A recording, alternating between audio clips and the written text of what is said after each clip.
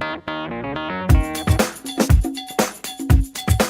um desafio nós promovermos a justiça num cenário como esse, onde as vícios todos pairam sobre os grandes poderes da Isso define o que é uma das práticas abusivas previstas no Código de Proteção dessas instituições.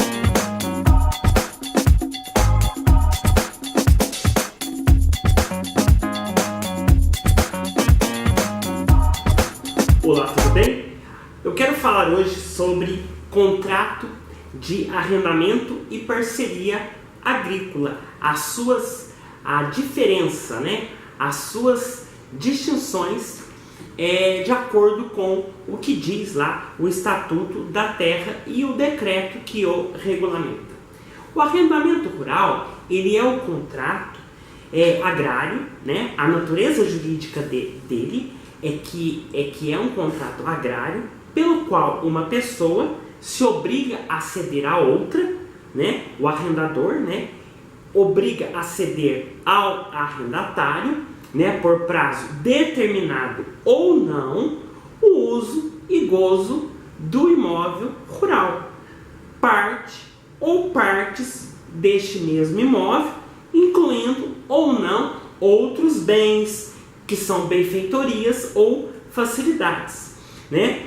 Com a finalidade de nele exercer ali uma atividade de exploração agrícola, pecuária, agroindustrial, extrativista ou mista, certo? Esta é a finalidade, mediante o pagamento, uma retribuição, um aluguel, observado logicamente os limites, né? Os percentuais aí previstos em lei, os limites percentuais previstos na lei.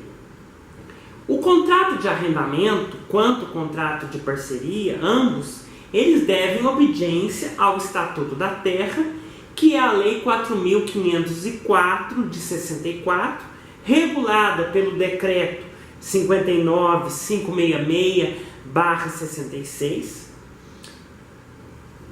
devem aí obediência. E qual é a definição de parceria rural? Parceria rural é uma outra forma de exploração da terra, não caracterizando jamais qualquer tipo de vínculo empregatício entre as partes, né? O parceiro outorgado, ele não tem vínculo empregatício com o parceiro outorgante. O parceiro outorgante é o proprietário do imóvel rural e o parceiro outorgado é o parceiro agricultor, aquele que vai explorar a terra, tá?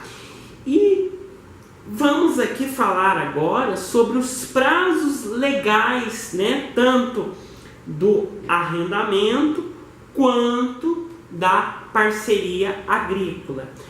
Os prazos legais, conforme o Estatuto da Terra, o prazo mínimo de 3 anos em todos os casos de parceria, né? Igual prazo para o arrendamento de lavoura temporária e criação de médio porte. Temos o prazo mínimo de 5 anos para o arrendamento de uma lavoura permanente ou a criação de animais de grande porte, tá? E temos o prazo mínimo de 7 anos em caso aí de arrendamento de exploração florestal. E você pode agora querer entender a forma de pagamento. A forma de pagamento da parceria é a partilha de frutos, na quais se fixam os respectivos percentuais de cada uma das partes. Então, na parceria há um percentual. No arrendamento, o valor é fixo do aluguel, tá? Pode ser em produtos, mas tem que ser um valor ali fixado. Então nós vamos agora chegar no cerne das diferenças entre parceria e arrendamento rural.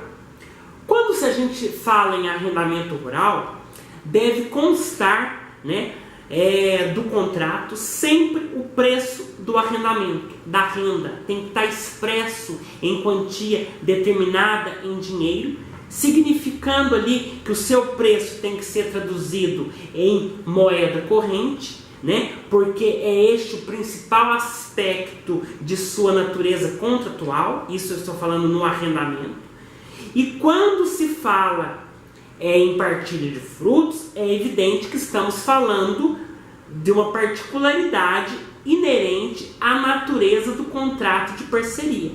Então, quando falamos em arrendamento, veja bem, temos que falar num preço fixado, num preço fixo, pago em moeda corrente. Quando falamos em parceria, falamos em partilha de frutos, falamos em um percentual, né? Quando se fala em pagamento de renda em dinheiro, estamos falando em arrendamento rural. Isso é para frisar aí a principal diferença do contrato de arrendamento e do contrato de parceria.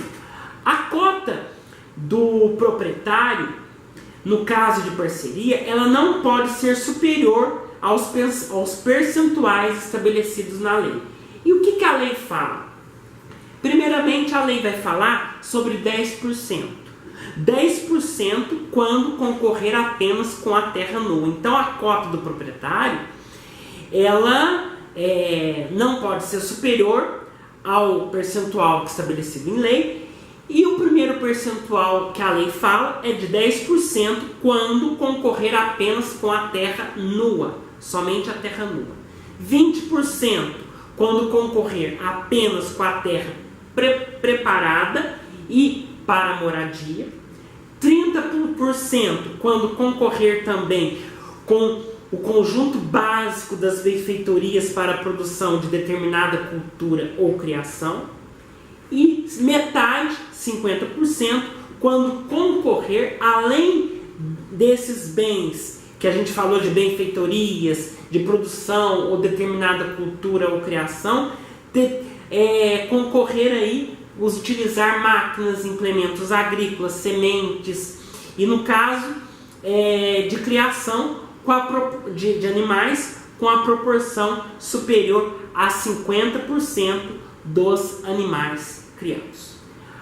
Agora muitos podem perguntar, querer saber, né, sobre o café, a lavoura de café. E no caso de café? No caso de café pode ser ajustado de forma diferente, porque em alguns casos o parceiro proprietário ele fica obrigado ao fornecimento de todas as benfeitorias necessárias e implementos para a colheita e preparo da lavoura de café. Então, por isso, o percentual aí ele pode chegar a 60%. E então nós vimos que parceiro outorgante é o proprietário do imóvel, parceiro outorgado é o parceiro agricultor, aquele que diretamente estará ali mexendo na terra, explorando a terra diretamente, tá? E embora ambos os contratos de parceria e arrendamento tenham pontos ali semelhantes, é certo que tem também os pontos diferenciados, pelo que se torna importante a gente ressaltar essa distinção. A natureza do negócio e a forma de produzir rendimentos é a diferença marcante desses dois contratos que nós estamos abordando neste nosso vídeo, neste nosso encontro. No arrendamento, o proprietário ele aluga a sua propriedade, tá, por um preço determinado, sem correr qualquer risco, né? Sem correr qualquer risco, porque qualquer que seja o resultado, ele vai ali receber aí pelo arrendamento. O proprietário terá o direito de receber pelo preço que ele ajustou o arrendamento. Agora, no contrato de parceria não. No contrato de parceria há um risco. Se produziu, recebe. Se não produziu, não recebe. Ele vai receber o percentual da partilha dos frutos. Esta é a diferença dorsal, né? A diferença dorsal desses dois tipos de contratação. No contrato de parceria, existe uma espécie de sociedade ali de resultado.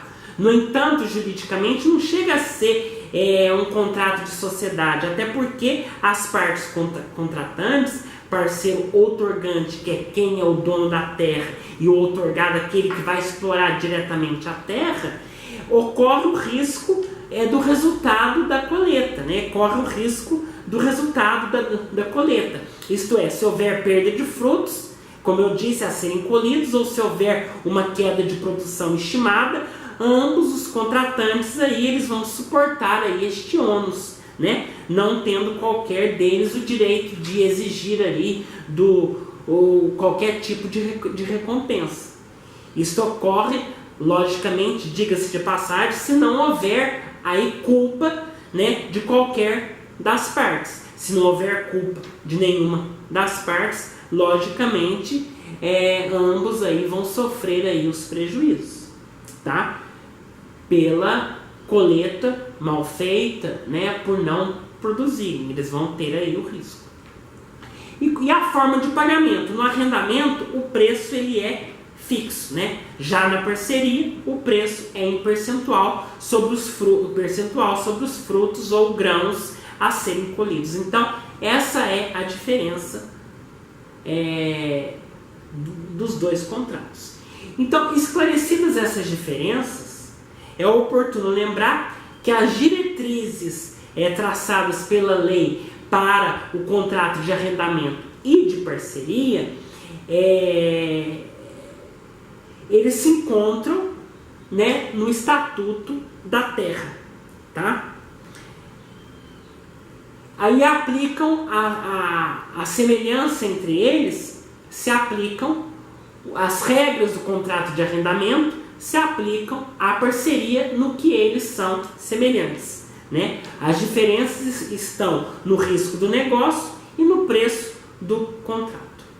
Então, embora exista, né, uma certa independência de trabalho conferida ao parceiro agrícola, nada impede que o proprietário ele fiscalize as suas atividades, os seus serviços, até porque ele vai assumir os riscos se não houver aí uma colheita abençoada, tá? Então ele vai aí correr o risco do negócio subjacente reproduzido ali naquele contrato de parceria. Então fica aí este breve comentário sobre contrato de parceria e contrato de arrendamento. Continue acessando o meu blog Articulando a Legalidade, inscreva-se aqui no meu canal do YouTube, dê o seu like, a sua curtida e até o nosso próximo vídeo, sempre, é lógico, articulando a legalidade.